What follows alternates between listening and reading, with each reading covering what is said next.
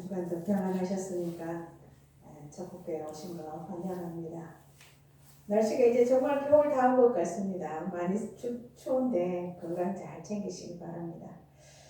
우리가 해마다 맞이하는 대림절이고 성탄절이지만 기쁨과 감사로 맞이하고 기다리는 시간이 되시기 바랍니다. 여러분, 첫 번 성탄의 소식을 알려준 천사를 여러분 기억하시죠?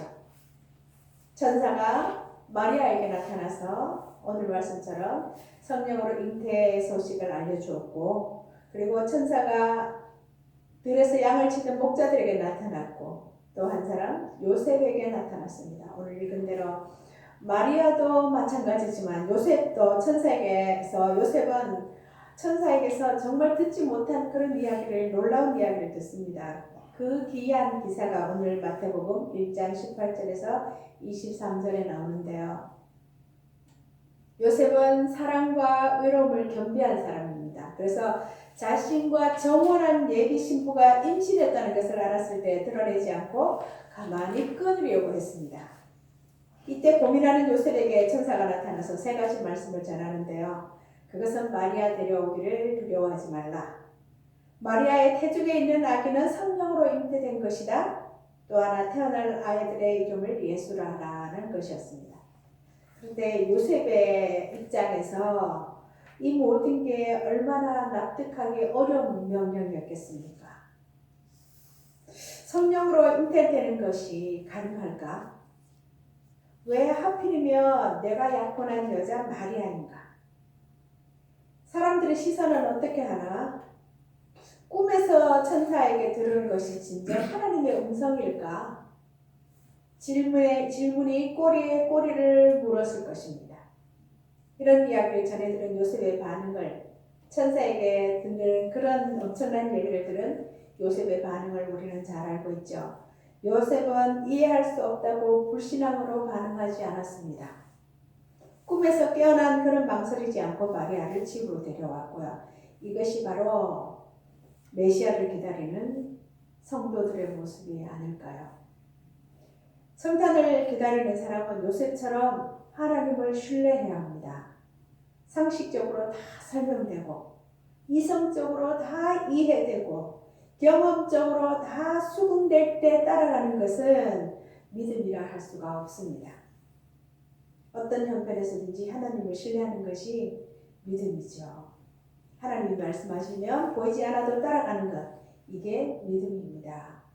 이해득실을 따르지 않고, 이해득실을 가리지 않고 하나님을 온전히 신뢰했던 믿음의 사람 요셉을 보면, 그 요셉의 믿음을 보면 당대의 남자들이 요셉 하나였겠습니까? 그 많은 당대의 많은 사람 중에 믿음의 사람 요셉을 통해서 성탄의 신비가 드러난 것은 결코 우연이 아닐 것입니다. 마태가 여러 모양으로 부각시키는 크리스마스의 핵심 메시지가 있습니다. 예수님이 그저 위대한 스승이나 천사 같은 존재가 아니라 신이시고 신 곧 하나님 자신이라는 사실이에요. 20절에 천사가 요셉에게 말했듯이 마리아의 태에서 자라난 생명은 인간에서 온 것이 아니라 하늘 아버지에게서 왔습니다. 예수님의 정체를 가장 직설적으로 진술한 곳이 마태복음 1장 23절인데, 마태는 이사야 7장 14절 말씀을 인용해서 처녀가 잉태하여 아들을 낳을 것이요 그의 이름은 임마누엘이라 하리라 라고 말한 뒤에 하나님이 우리와 함께 계시다라는 뜻풀이를 덧붙였습니다. 유대의 종교 지도자들과 학자들은 이사야가 말했던 이 예언을 듣고 안 지 수세기가 지났지만 이 예언이 정말 그 문자적으로 이루어질 것이라고는 생각하지 못했던 것 같습니다. 그들이 믿기로 이 예언의 말씀은 장차 올 어떤 위대한 지도자의 사역을 통해서 하나님이 비유적으로 그 백성과 함께 계시다는 뜻으로 받아들였습니다. 그러나 마태는 이 약속이 모두의 상상을 초월할 정도로 크다고 말합니다. 이 약속은 비유적인 것이 아니라 문자 그대로 성취되었는데, 예수 그리스도는 우리와 함께 계시는 하나님이다 라고 말합니다. 마리아의 태에서 자란 생명은 하나님이 친히 행하신 기적입니다. 여러분 마태는 유대인이었고요. 히브리 성경에 깊이 정통했을 것입니다. 능통했을 것입니다. 그래서 이 진술은 더 충격적이지 않을 수가 없습니다. 유대민족은 하나님 관이 특별합니다. 그래서 인간이 하나님일 수 있다는 개념에 대해서는 지구상에서 가장 폐쇄적이었던 사람, 절대 그럴 이유가 없다. 사람이 신일 수가 없다고 생각했던 거죠. 히브리 세계관은 인간이 하나님일 수도 있다는 개념을 아주 철저하게 배격했습니다. 그래서 유대인들은 야훼라는 이름을 입에 담거나 글로도 쓰지 않았죠. 그런데 예수님은 자신을 가장 가까이 따르던 유대인들에게 자신의 삶과 주장과 부활을 통해서 하나님이 사람이 된 이 확신을 심어주었습니다. 예수님이 자신이 하나님을 만나는 방법을 알려주는 한낱 선지자나 어떤 사람이 아니라 우리를 찾으러 오신 하나님 자신이라고 말하고 있습니다. 이렇게 가르친 성경 저자는 마태만이 아니에요. 사도 요한에 따르면 예수 그리스도는 말씀이시라고 했습니다. 피조물이 아니고 태초로부터 하나님과 하나님 아버지와 함께 존재하셨고 만물이 그분을 통해 지어졌고 이 말씀은 곧 하나님이시다라고 이야기합니다. 유대인이며 바리새인이었던 바울은 예수님의 안에 신성의 모든 충만이 육체에 거한다라고 했습니다. 신성의 3분의 1이나 절반이나 일부가 아니라 전부라고 말합니다. 역시 유대인인 사도 베드로도 우리 하나님과 구주 예수 그리스도의 의를 힘입어라고 베드로후서에 말하고 있는데요. 예수 그리스도는 하나님이시다라는 말씀입니다. 예수께서 친히 신으로서의 정체성을 보이지 않으셨다면 이 제자들의 견해가 큰 의미가 없었을 것입니다. 그러나 그분은 자신이 하나님이심을 여러 번 밝히셨고 복음서 전체에서 그분은 여러 번 죄를 용서하셨는데 이는 하나님만이 하실 수 있는 일입니다. 유대인 지도자들이 그렇게 말하죠. 죄 용서를 선언하자. 이거는 하나님 모독죄다. 신성 모독죄다. 죄를 사하실 수 있는 분은 하나님밖에 없다. 그런데 당신이 뭔데 죄를 용서하느니 만리 하느냐라고 논쟁을 벌이죠. 예수님이 내가 다시 와서 이 땅을 심판하리라 하는 주장도 여러 번 하셨는데 이 역시 하나님만 하실 수 있는 일입니다. 그분은 하나님 아버지와 대등한 지식을 자신도 가졌다고 주장하셨고 아브라함이 나기 전부터 내가 있었다고 말한 적도 있습니다. 사람들이 그랬죠. 당신 미쳤어. 지금 당신 나이가 몇인데 아브라함보다 먼저 있었다고 말하느냐고. 예수님은 하나님의 이름으로 자신을 칭하신 것입니다. 유대인인 예수 그리스도께서 여러 모양으로 누누이 내가 곧 하나님이다 라고 말씀하셨습니다. 그러자 수많은 사람들이 그분을 믿고 그분들에게 와서 경배했는데 이렇듯 예수님은 자신이 하나님이라고 주장하셨습니다. 그런데 여러분 많은 사람들이 이 교리를 머리로 알고 말로만 동의할 뿐 거기에 함축된 의미를 깊이 생각하지 않는다고 합니다. 우리의 과제는 예수님이 정말 하나님이시라면 그것은 실제로 우리에게 어떤 의미가 있는가입니다. 여러분이 기독교 최고의 기적이 무엇이라고 생각하십니까? 기독교만이 가지고 있는 최고의 기적. 대부분은 부활을 이야기하는데 한편에서는 기독교의 최고의 기적은 다른 종교와 다른 것은 그리스도께서 죽음에서 부활하신 사건이 아니라 바로 성육신이라고 주장합니다. 시작점이 없는 전능하신 우리 창조주 하나님이 인간의 속성을 입으시고도 신성을 잃지 않으셨다는 거예요. 그래서 나사렛 요셉의 아들 예수님은 온전한 신이고 온전한 인간이십니다. 기독교에서 선포하는 모든 내용 가운데 이것이 가장 기이한 일이라 생각되지 않습니까? 하나님이 사람이 되신 것. 사람이 죽었다가 살아나시는 건 우리가 상식적으로 이해할 수 있지만 하나님이 사람이 되신 것, 신이 인간이 되신 여러분 고개가 갸우뚱해지고 의심이 돼도 그냥 그 속에 발 담그고 있어 봅시다. 가고 간 세대들이 목숨 걸고 그렇게 말했고요. 오고 오는 세대들이 예수님을 하나님이라고 그렇게 고백할 것입니다. 제임스 패커라는 복음주의 신학자가 그것을 생생히 이렇게 표현했습니다. 하나님이 인간이 되셨고 신의 아들이 유대인이 되셨다. 전능자가 무력한 인간 아기로 세상에 나타나셨다. 할 줄 아는 것이라고는 누워서 말똥말똥 바라보고 꼼지락거리고 소리를 내는 것뿐이었다. 다른 모든 아이처럼 누가 먹여주고 기저귀를 갈아주고 말을 가르쳐야 했다. 하나님의 아들이 실제로 요하가 되셨다. 그러면서 이렇게 말한다. 생각할수록 머리가 어찌해진다. 그 어떤 픽션에도 이 성육신의 진리만큼 기상천외한 요소는 없다. 그러면서 이 백근은 이어서 흥미로운 점을 지적합니다. 많은 사람들이 나는 기적을 믿을 수가 없다라고 말한다. 예수께서 물리를 걸으시거나 죽은 자를 살릴 수 있음을 믿지 못하겠다. 그들에게는 한 사람의 죽음으로 허다한 무리의 죄가 씻긴다는 속죄 개념도 불가능해 보일 것이다. 어떻게 예수 한 사람이 죽은 것으로 인해서 지난 세대 오고 오는 수천 년 동안의 모든 인간의 죄가 속죄될 수 있냐? 그것도 불가능해 보일 것이다. 그러나 패커는 마지막에 이렇게 역설합니다. 복음에서 이런 모든 여러 대목들이 어렵게 느껴지는 까닭은 왜 성경이 고개가 갸우뚱해지고 물음표가 달려질까? 복음에서 이런 모든 여러 대목들이 어렵게 느껴지는 이유는 대개 성육신에 대한 믿음이 잘못되었거나 부족하기 때문이다. 하나님이 사람이 되셨다는 거기에서 출발한다는 거죠. 일단 성육신이 사실임을 깨달으면 다른 어려움은 다 풀릴 것이다.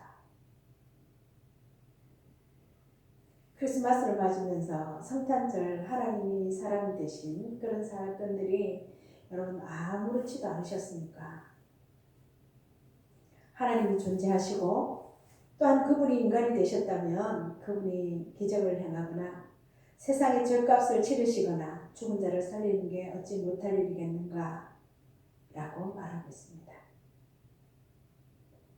믿음에 이르는 길은요 사람마다 다르지만 그러나 많은 사람들이 깨달은 사실이 있는데요.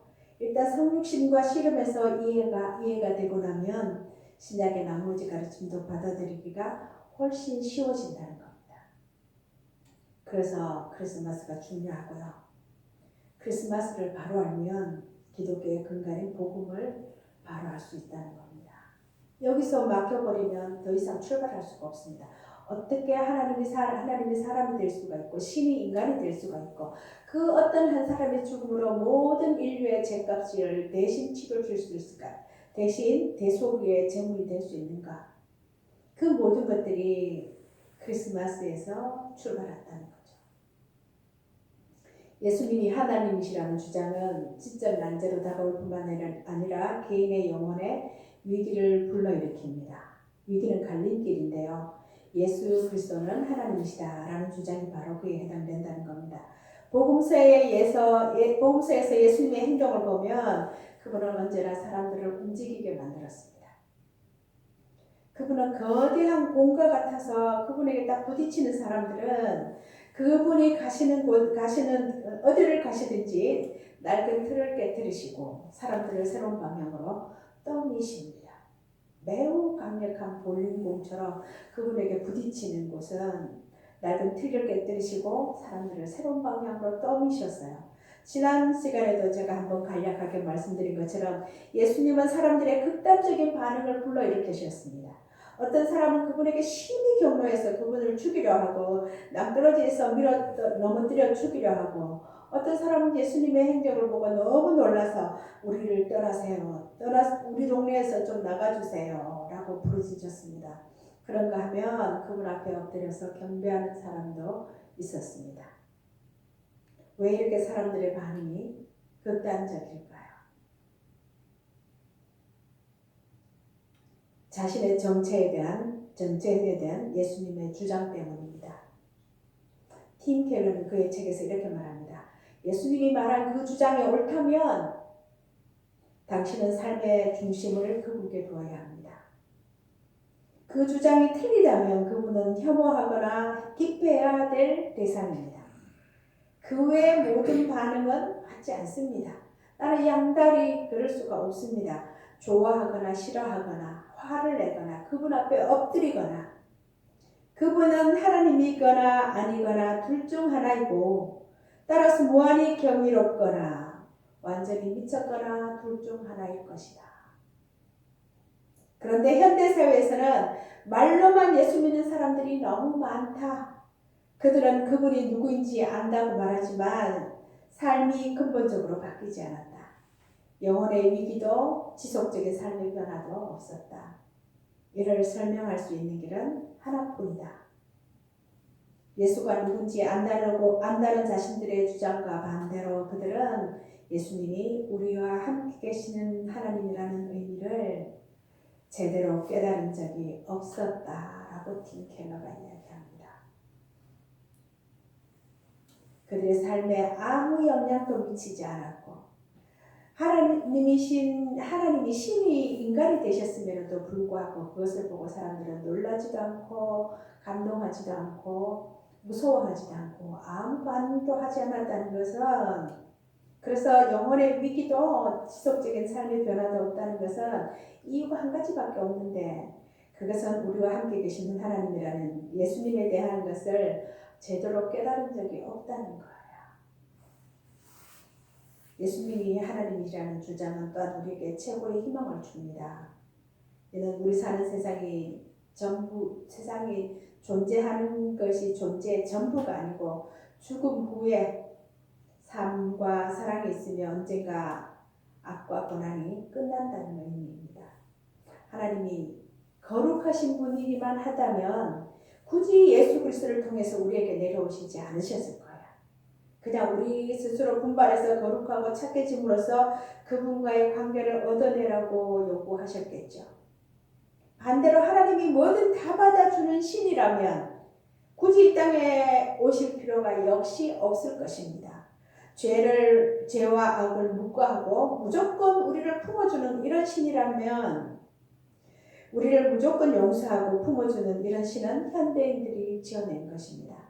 도덕주의 하나님이나 상대주의 하나님이라면 크리스마스의 수고를 감수하지 않았을 것입니다. 누군가 먹여주고 입혀주고 닦아주고 하지 않으면 생존할 수 없는 그런 악으로 하나님이 사람이 되실 이유가 없었다는 거예요. 그러나 여러분 성경의 하나님은 무한히 거룩하신 하나님입니다. 그래서 우리 죄는 묵과될 수가 없고 반드시 처리되어야 합니다. 그분은 또한 사랑이 원하신 분이죠. 그래서 우리 쪽에서 하나님께로 그분에게 올라갈 수 없음을 아시고 그분이 우리에게로 내려오셨습니다. 하나님이 친히 우리에게 오셔서 우리가 할 수 없는 일을 해주신 거예요. 그분은 누구를 대신 보내지 않고 위원회의 어떤 보고서나 설교자를 보내서 우리의 힘과 애씀으로 구원을 받도록 조건을 제시한 게 아니라 한 장 보낼 테니까 이렇게 해라 라고 조건을 제시한 게 아니었고 그분이 직접 오셔서 우리와 함께 계시기로 하셨습니다. 여러분 성육신과 크리스마스 교리는 예수께서 온전히 참 하나님이신과 동시에 온전한 참 인간이시라는 겁니다. 세상 모든 종교와 철학에서 이것은 매우 독특한 것입니다. 아무도 이렇게 얘기하지 않습니다. 그래서 성육신의 교리 임마누엘은 이상이 현실이 되었고 절대가 특수해졌고 보이지 않는 것이 보이게 되었다는 뜻입니다. 성육신은 우주를 가르고 역사를 뒤바꾸고 삶을 변화시키고 기존의 틀을 깨뜨리는 궁극의 역사적 사건이라는 거예요. 그러나 이토록 높고 멀기만 한 이런 진리 앞에서 우리가 던져야 할 질문이 있습니다. 하나님이 온전한 인간이 되셨는데 우리가 실제로 살아가는 방식은 어떻게 달라지는가? 앞에서 말씀드렸던 제임스 패커는 주님의 비유에 나오는 강도 만난 사람 옆을 지나간 제사장과 레위인 같은 정신으로 세상을 살아가는 그리스도인들이 너무나 많다는 것이 오늘 우리 그리스도인들의 수치와 치욕이다 이렇게 말하고 있습니다. 속물 그리스도인에게서는 크리스마스 정신이 빛나지 않는데 크리스마스 정신이란 삶 전체 살아가는 원리가 주님처럼 스스로 가난해져서 동료 인간들을 풍요롭게 해주는 것이기 때문입니다. 어떤 분이 그렇게 말하세요. 내가 잘 사는 것, 잘 살게 해주는 것. 어느 쪽을 택하겠습니까?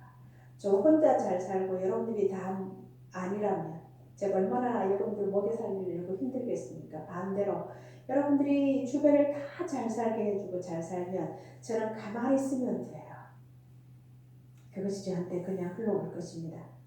크리스마스의 정신이란 삶 전체에 살아가는 원리가 주님처럼 가난해져서 동료 인간들을 풍요롭게 해주는 것입니다. 그런 사람은 시간, 수고, 돌봄, 관심을 베풀고 필요에 따라서 어떤 식으로든 다른 사람에게 선을 행하게 됩니다. 우리와 함께 계시는 임마누엘에는 세 가지 개념이 담겨 있습니다. 그분은 하나님이시고 인간이시며 우리와 함께 계신다는 뜻이에요. 하나님의 아들이 인간이 되어서 그냥 우리 가운데 잠시 사시다가 이런저런 가르침을 주시고 떠나셨다고 해도 얼마나 경이로운 일이겠습니까? 부흥회 여기 봉화제에 부흥회로 왔는데 서울 영락교회에다 목사님이 오셨어요. 영락교회 목사님이 여기 와서 부흥회 한번 했다는 것만 해도 봉화 사람들이 이 춘향 사람들이 자존감이 그분이 여기 오셨어. 우리를 소중하게 여기고 오셨어. 라고 할 텐데 만약에 우리 장로님 늘 말씀하셨던 것처럼 선교사님이 여기 왔다 가셨다고 선교사님이 여기 다녀가셨다고 그 얘기를 굉장히 장로님이 강조하셨잖아요. 만약에 여기에 봉화지역에 대통령이 왔다 갔다면 얼마나 봉화 사람들이 입을 열어서 또 얘기하고 또 얘기하고 근데 하나님의 아들이 인간이 되어서 우리 가운데 잠시 계시다가 이런저런 가르침을 나뉘고 떠나셨다 해도 놀라운 일일 텐데 그분의 계획은 그보다 더 많이 컸습니다. 마가의 복음에 보면 예수 그리스도께서 12제자를 선택하셔서 그 선택하신 이유가 자기와 함께 있게 하기 위해서라고 합니다. 그것은 오늘 우리를 부르신 이유와도 같습니다. 여러분 그분과 함께 있다는 것이 무슨 뜻이겠습니까? 그 본문과 복음서 전체에 따르면 그 말은 우리가 예수님의 임재 안에서 그분과 대화하고 그분께 배우고 매 순간 그분의 위로를 받는다는 뜻입니다. 성육신의 목적은요 그분과 관계를 맺게 하기 위함입니다. 그 일을 위해서 형언할 수 없고 접근할 수 없는 하나님이 예수님을 통해서 인간이 되셨습니다. 즉 우리가 알고 사랑할 수 있는 대상이 된 거예요. 여러분 하나님을 사랑한다는 거 얼마나 막연하지 않습니까? 아이들한테도 아침에 질문했어요. 하나님하고 사이좋게 지내고 하나님을 사랑한다는 건 너무 막연한데 그 하나님이 사람의 모습으로 이 땅에 오셔서 우리가 알고 사랑할 수 있는 대상이 되신 겁니다. 그리고 우리는 믿음으로 이 사랑을 알 수가 있습니다. 그래서 성육신의 취지는 우리에게 하나님 존재를 알리는 것만이 아니라 그분이 우리 가까이 오시는 데 있습니다. 덕분에 그분은 우리와 함께 계시고 우리는 그분과 함께 있을 수 있게 되었다는 거죠. 크리스마스는 하나님이 우리와 함께 계시다.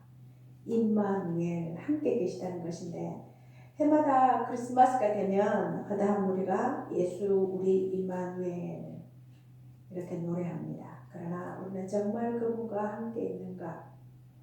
정말 그분을 아는가? 아니면 그분에 관해 알기만 할 뿐인가? 예수님은 말 그대로 하늘과 땅을 가르고 지극히 높은 몸을 낮춰 한없이 낮은 우리 곁에 오신 하나님이십니다. 그분과 참으로 함께 있으려면 지금 우리가 해야 할 일이 무엇일까요? 예수님과 인격적으로 진정한 인격적 관계는 어떻게 이루어지겠습니까? 모든 친밀한 관계가 사람 사이에도 마찬가지로 그분과 꾸준하게 솔직하게 사랑으로 소통해야 합니다. 내 할 말만 기도하고 말 것이 아니라 하나님과 진정으로 교류하는 기도 생활을 갖고야 합니다.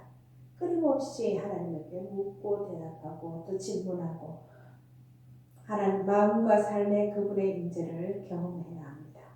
하나님은 저 하늘에 멀리 계신 분이 아니잖아요.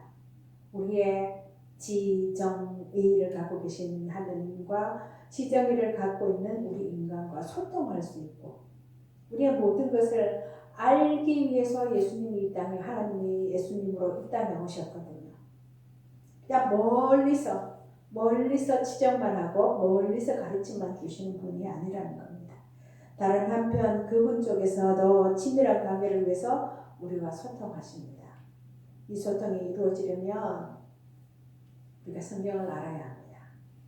성경을 읽고 이해하고 묵상하는 일에 힘써야 하는데 하나님이 누군지 바르게 알 길은 성경밖에 없기 때문이에요.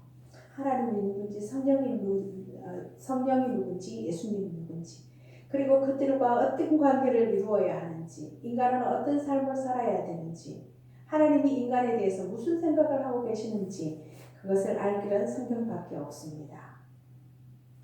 예수님의 탄생 이야기가 기록된 것은요 마태복음과 누가복음뿐입니다. 지난 주일 오후 예배 본문에 마태복음에 있는 성경을 읽으시라고 일장을 넣어놨습니다. 이번 주에는 누가복음을 읽으시라고 제가 주보에 넣었습니다. 여러분 대림절은 인류를 구원하기 오신 예수 그리스도와 마지막 심판날에 다시 오실 그리스도를 동시에 기다리며 준비하는 기간입니다. 즉 악의 권세가 끝나고 전쟁의 도구가 평화를 위해 쓰이며 하나님의 구원이 모든 민족 위에 임하기를 소망하고 기다리는 시간이 대림절입니다. 또한 임마누엘 하나님으로 오시겠다고 약속을 지키신 하나님이 이 시대에도 여전히 우리를 구원하시고 그 언약을 성취하신다는 것을 상기하는 시간입니다. 그냥 때가 되었으니 아니고 하나님이 지금도 역사하고 계시고 지금도 그 언약을 이루어가고 계신다는 것을 상기하는 시간입니다.